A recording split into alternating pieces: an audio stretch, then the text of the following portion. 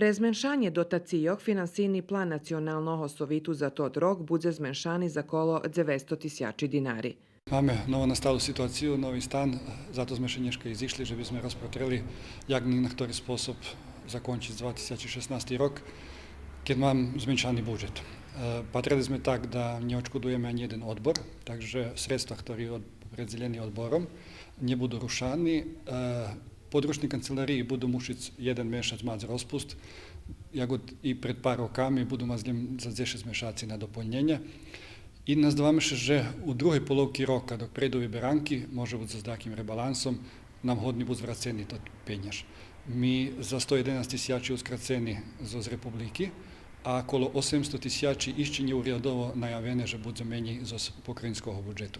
Pre zmenšanje budžetu na Shadski vyhlasane, že biše nje kupa službeni kombi za co buli namenjeni kolo 500 тисячі dinari. Bude zmenšana i dotacija trom združenjom hraždanoh po 20 тисячі dinari. Poterašnja dotacija paktu Rutenorum teraz prerucena robotnomu celu za mladež, kotre odredzi htori mladežski organizaciji dostanju sredstva za porjadnu djelnost. Materijalni troški za simboli sovitu budu zmenšani za 20 тисячі, a odstupaše i od učestvovanja u finansovanju roboti koordinacije nacionalnih sovitoh, za co buli planovane 36 тисячі dinari. Na včerajšej Shadski data i sohlasnost na statut novinskovi davatejnej ustanovi Ruske slovo.